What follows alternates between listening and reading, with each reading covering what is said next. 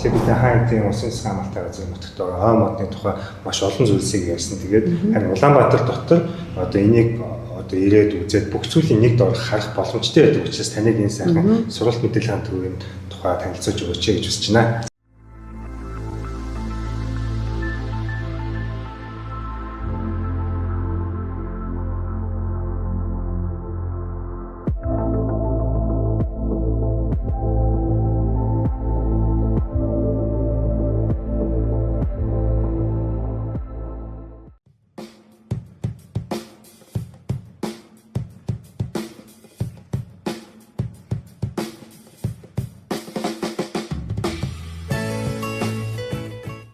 За би энэ Монгол Улсын их сургуулийн экологийн боловсролын төвийн эрхлэгч Сүнжтмаа гэдэг хүн байна. За манай Монгол Улсын их сургуулийн экологийн боловсролын төв одоо бүх насныхан зориулсан юм тань мэдхийн хөтөлбөрөөр сургалт явуулдаг. За тэгээ хүүхдүүдэд сургалт явуулахын тулд бидний гол зорилго бол байгалыг ойртуулна. За байгалыг ойртуулахын тулд ийм одоо бодиттой орчин одоо бий болгосон байдаг. За бүгдөө одоо манай яг гэдэг танхимд ирсэн байна. Инженер гэдэг хүн бол зөвхөн мод тарих биш, байгалийнхаа ой модыг хойч үедээ унган төрхөөр нь хатгалан хамгаалж үлдээх чин эрмэлзэлтэй. Монгол орныхоо байгальд айн нөөцийг яавал нэмэгдүүлэх үү, яавал хортон шавьжд идэвхлэхгүй байх уу, төмрийн эрслээс яаж хамгаалах уу гэдэг бүх тал дээр ажиллана. Одоо ингээд олон нийтийн сүлжээн дээр ингээд тархан газраас мод ачаад явж байгаа машины том машины зургийг хүмүүс тавиа. Тэгээ энэ одоо тархан газраас ч ингээд мод үлдгээд байгаа юм шүү гэдэг шүүмжлэх одоо мэдээлэл гарсан байсан. Энэ одоо тэгэхээр тийм аж ахуйн зорилтоор бол мод бэлтгэх асуудал байдаг юм. Тэр одоо ямар модыг хүмүүс тэгж ойлгож хэлж байгаа юм бол? Энэ мод бэлтгэл нь хуурай мод дандаа бэлтгэдэг байгаа. Хүмүүс одоо нойтон мод бэлтгээд одоо ой модыг чинь бүгдийг тайраа дуусчих юм шүү гэд буруу ташаа мэдээлэлтэй байдаг. Энэ бодлоо төмрийн эрслээс хамгаалж хортон шавьчнаас мөн хамгаалж өн цэвэрлэгээний ажлыг жил болгон хийж үздэг.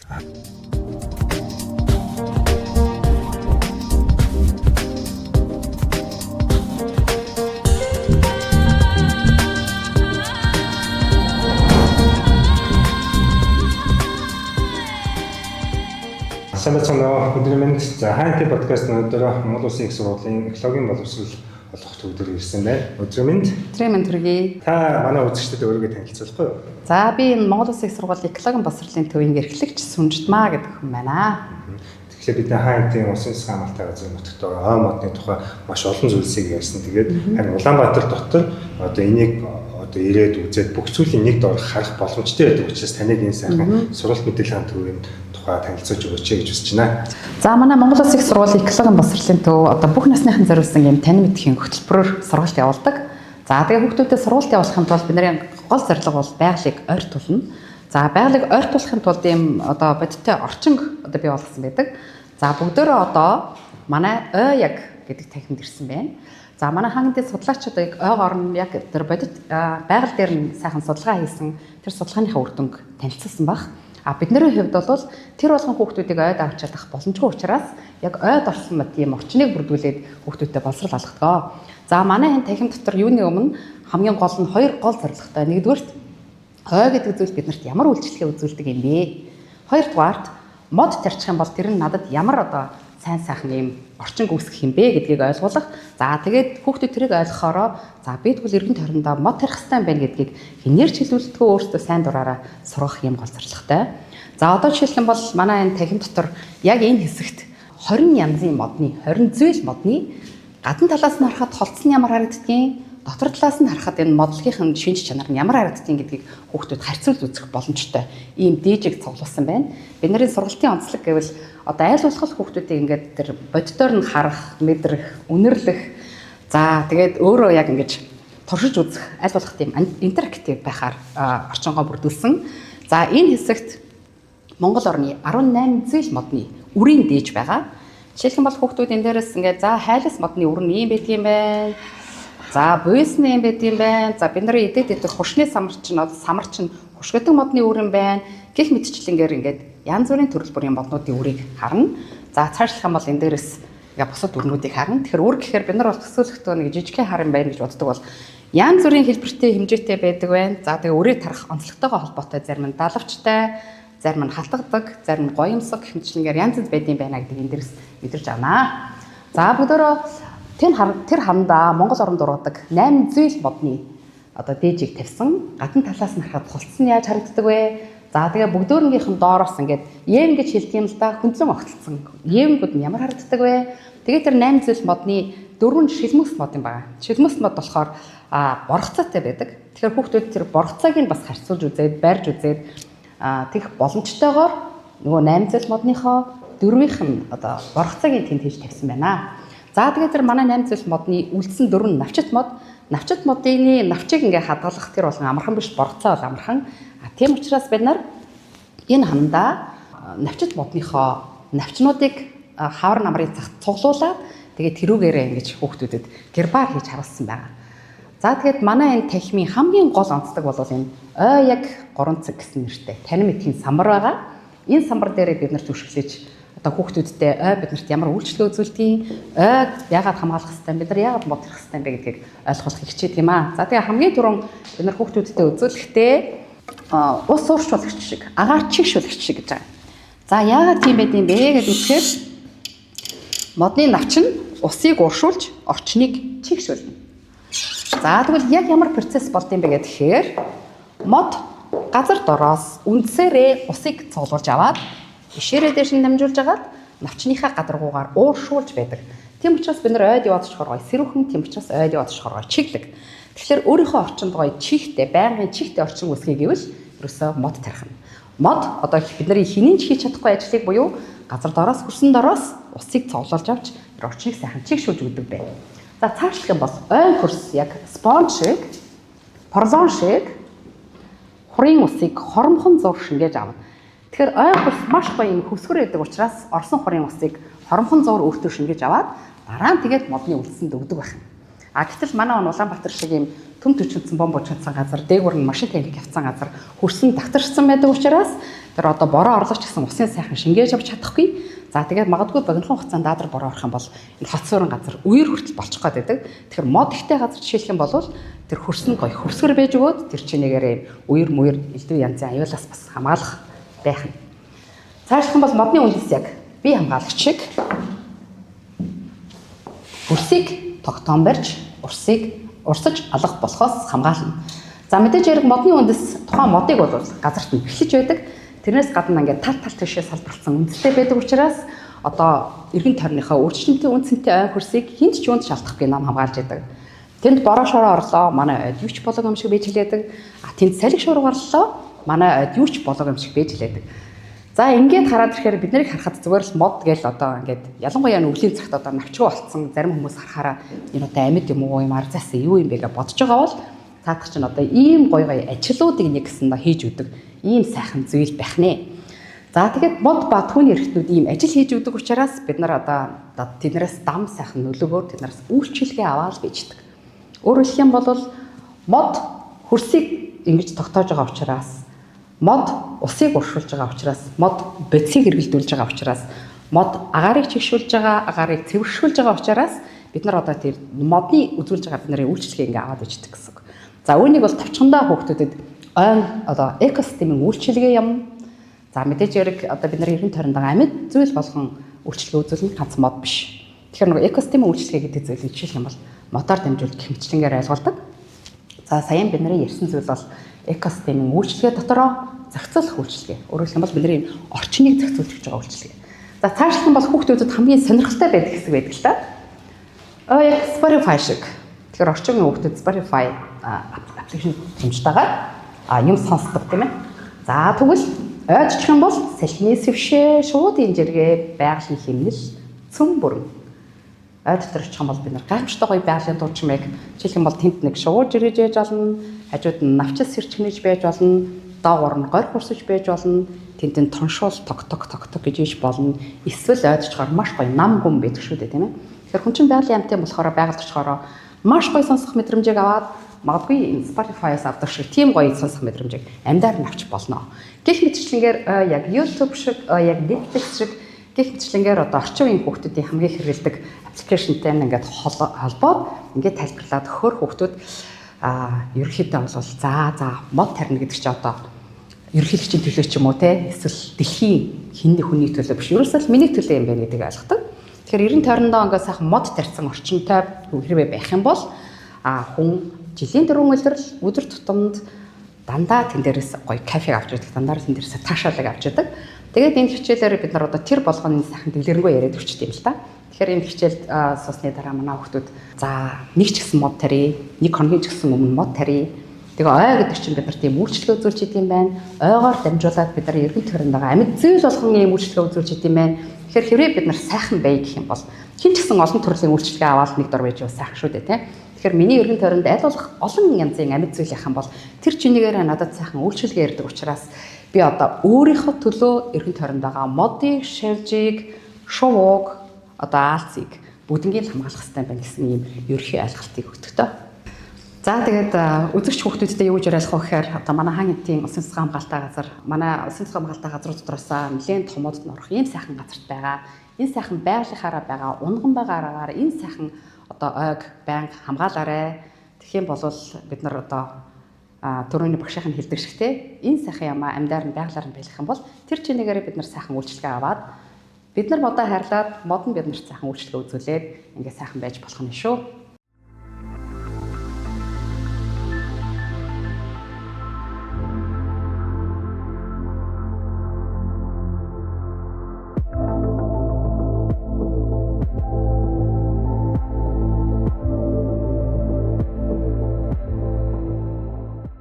За, сайн байна уу? Үзэгчтэй авахын сайхан өдрийн мэндийг хүргэе.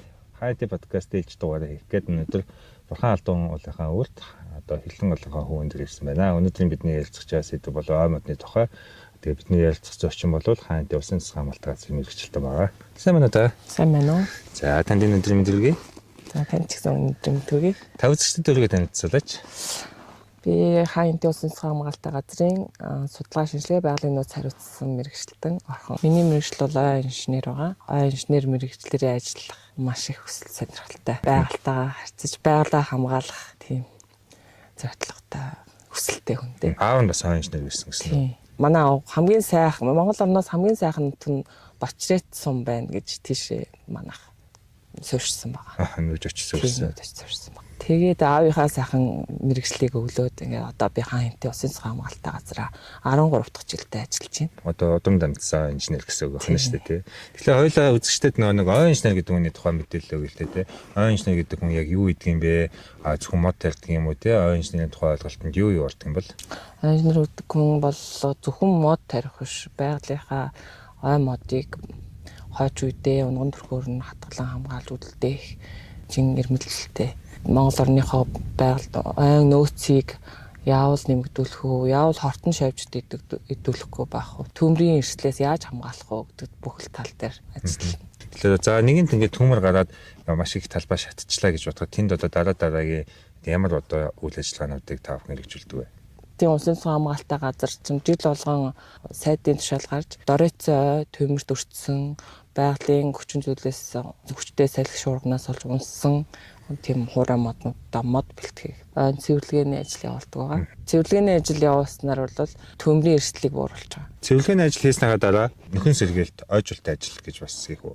Мэргэжлийн байгууллагатай гэрээ байгуулад цэвэрлэгээний ажлаа хийлгдэг. Гэрээн дээрээ ойжуулалтыг мөн тусгаж өгсөн байгаа. Жилд болохоор 60-аас 70 га талбайд ойжуулалтыг хийдэг. Нэг га талбайд 2000 ширхэг нас шинсний сулах цар ойжуулалт. Жил болгон тарьдаг уу? Жил болгон. За тэгээ Хайти усан цэцэн хамгаалалт газар маань өөрөө бас дэрэгдээ энэ мод үйлчилгээний газрууд байх шиг байна тий. Тийм. Манай дээр Хилэнгийн аймгийн Ерөө сумын Буган тосгонд ходоод мод үйлчилгээний газар байна. Мандал сумын Хонь нугад бас мод үйлчилгээний талбай байна. Ялбагт бас уул уурхай нөхөн сэргээлт хийсэн талбай 5 га газрыг мод үйлчилгээний зорилтоор ашиглах гадаад үйл ажиллагаагаа эхлэх гэж явж байгаа. Одоо ингээд олон нийтийн сүлжээн дээр ингээд дахин газраас мод ачаад явж байгаа машины том машины зургийг хүмүүс тавиад тэ энэ одоо дахин газар ч ингээд мод үлдгээд байгаа юм шүү гэд шөмжлөх одоо мэдээлэл гарсан байсан. Энэ одоо тэгэхээр тийм аж ахуйн зорилтоор бол мод бэлтгэх асуудал байдаг юм. Тэр одоо ямар модыг хүмүүс тэгж ойлгож хэлж байгаа юм бол? Энэ мод бэлтгэл нь хуурай мод дандаа бэлтгэдэг байгаа. Хүмүүс одоо нойтон мод бэлтгээд одоо ой модыг чинь бүгдийг тайраа дуусчих юм шүү гэд буруу ташаа мэдээлэлтэй хэрэгтэй байдаг. Энэ бол төмрийн эрслээс хамгаал хортон шавьчнаас мөн хамгаалж өн цэвэрлэгээний ажлыг жил болгон хийж үздэг. За ингээд та бүхний ингээд ажилдаа танилцаад ингээд сурчлаад ингээд явж байгаад бол ер нь бол яг эмэгтэй байгаль хамгаалагч бол байдаг юм байна. Гэхдээ бас эмэгтэй албан агчид бас аяг олон байна. Байгаль хамгаалагч гэж нэрлэгддэг бол болохоос яг л адилхан байгаль хамгааллын үйл ажиллагаа явуулж байна. Та одоо яг энэ ажлыг ингээд яагаад сонгож хийх бас эмэгтэй хүний салбарт ингэж ажиллахын хувьд одоо ямар байдаг вэ? Одоо хүмүүс харахтаа ингээл нэг гоё байгалаар аялаач байгаа юм шиг чиний ажил бас айгу гоё юм аа. Баг чиний ажлыг хийх юмсан гэж ярьдаг. Угаасаа нөгөө мэргэжил бүхэн сайхан гэдэг шиг те. Миний ажил угаасаа байгальдаа явхад стресстэй алигддаг. Тэ хүний сэтгэл санаа тайвшраад их сайхан байдаг л да. Тэгтээ бол бас хүнд нөхцлүүд бас байна. Бид нар чинь ингээд нөгөө эрчүүдтэйгээ хамт хяналт шалгалтаар нутгийнхаа гүн лүү явна. Тэгэхээр нөгөө нэг морьтой 7 хоногоор өдөр явах тохиолдол байдаг. Морьтой машинаар ч явна. Тэгэхээр байгалийн хүчин зүйлээс шалтгаалсан эрсдлүүд зөндөө тулгарна. Намаг, шавг, бороо, ус, хүйтэн, цас бороо, зүтгээ мөр зэрэгцэж явахад л эмгтэй хүнээс тэсвэр төвчээр маш их шаарддаг. Ер нь та одоо хамгийн олондоо хэд хоног тийм байгаад 7-оос 10 хоногт мориор явчихсан. Опс дээрээ суужсэн гин төмөр гарлаа гээл. Тэгэхээр одоо дүүптэйг шилэн торхиод гоо шууд ажил дээрээс явж байсан тохиолдол бас байсан гэсэн. Одоо бол бид нар бол бэлэн байдлаа хангаад шууд ажилласаа төмрийн голомт руу явах тэглээ хангацсан. Одоо хувц арын за бүгдийг бэлдсэн байждаг. Энэ улсын хамгаалалтаа газар бол мэдээж нөө аж ахуйн зорилтоор бол самар жимс бол яддаг бах туддаг бах. Ер нь гэхдээ бас хүмүүс самар түүх гэдэг ирдэг бах. Энэ тал дээр ямар хөө одоо нөхцөл байдалтай байдаг вэ? Их ургацын жилд бол маш их ачаалттай байдаг. Энэ жилийн хувьд бол муу ургацын жил тий ер нь бол нөөц багтаа байгаа. Тий их ургацын жилдээ бол манай байгаль хамгаалагч нар бол маш их ачаалттай өдөр шөнөгүй ажиллана. Тэгээд манай дархан газраас бодвол ахуйн зориулалтаар бэлтгэдэг.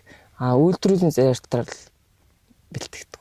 Самрын үед бол 21 аймгаас манай дархан газар бол самар түүхээ ирдэг. Постоор өдөрт бол 200-аас одоо 250 машин ирдэг байгаа. Клиник машин дотож байгаа дор ажил 2-3 хүн байна шүү дээ. Дор хаяж бол 10-аас 15. Том ачааны машин аа. Тий 31 машин. 31-ээр. Өө тэгэхээр чи бас лихэн биш үү те? Тий. Их ургацын жид бол тэгж явдаг. Тэрэнд бол манайхан хяналт таахгүй ч одоо 24 цаг ажиллана. Ачаал ихтэй. Одоо тэр олон хүн нэвтэрж байгаа тохиолдол хог хаягдал бас их нэлээд байна. Ер нь бол төмрийн эрсдэл бас байна. Тэгээ манайх бол санамж, галын баталгаа хур ажилтны үед гаргуулдаг байгаа. Тэгээ хогоо бол буцааж авч яваарэ гэсэн санаалга өгдөг. Тэгээ хүмүүс одоо ер нь монголчууд угаас салцсангаа хогоо авч явдаг болсон гэж ярьдаг. Тэр үн гайгүй байгаа юу? Ер нь бол сүүлийн үеийн залуучууд бол их ухамсартай болсон. За одоо тэгэхээр ингээд самар түүхгээ тэр олон хүмүүс ирэх юм байна. Тэгэхээр энэ ирж байгаа хүмүүс та бүхэн бас энэ байгаль хамгаалалттай холбоотой ямар мэдээлэл зөвлөгөөнүүд өгдөг вэ? Ер нь бол хуш модыг маш их гэмтэж байгаа. Тийм болохоор одоо хуш модыг гэмтээхгүйгээр яаж самрыг түүж болох вэ? Гэсэн арга зүй боловсруулж байгаа. Түүний дагуу одоо арга зүй одоо иргэдэд таниудаж сурчлах ажил одоо хийж байна. Одоо хуш модыг яавал гэмтээхгүй байх юм бэ? Одоо ийм мунаар цогтөн шүү дээ. Тэгээ муныхаа үзүүр дээр ийм зөөлөвч эрзэн одоо модон дээрээ яг бас зөөлөвч эрзэн тавиад 2 зөөлөвч эрзэнийг ойлгомжтой. Тэгэхээр мод болон ирж цогч байгаа мөн хоёрын тэр шууд харилцсан үг л бууруулаад зөөлж байгаа тийм. Тэгэхээр нөө холцсон гэмтэхгүй байх нь шүү дээ тий. Тэгээ энийг одоо ингээ хүмүүс зааж үзүүлэхлээр ер нь хүмүүс юу гэж хүлээж авч яах юм. Яг тэрнийг бас хэрэгжүүлэх шууд ингээ хэрэгжүүлээд авах тийм хандлага ажиглагдаж байна. Одоо энийг хүмүүс хэрэгжүүлэхэд ястай байгалаа хамгаалт бид байгалаа хамгаалж авч хойч үедээ өвлүүлэн үлдэх зорилготой болохоор өсөн үсээгүй л бид бүгдээрээ л хамтдаа байгалаа айлгах. За ингээд ярьцлагын үеэр ингээд би бас танаас асуугаагүй те. Ингээд тань та бүхний хийдэг үйл ажиллагаанаас дуртаагүй тийм чухал зүйл байгаа юу? Ер нь бол та энэ бусад улсын хамгаалалтаа газар аялж золчиж байгаа хүмүүс захиж хэлмээр байгаа зүйл юу вэ? Бүгдээрээ хамтдаа байгалаа харилцгаая. эрүүл байгалыг хойч үедээ өвлүүлэн үлдээцгээе гэж хэлээ та. За тэгээд таныг бид өөрийнхөө ажил үйлсийн тухай ярьж өгсөн баярлалаа. Цаашдаа амжилт хүсье. За баярлалаа.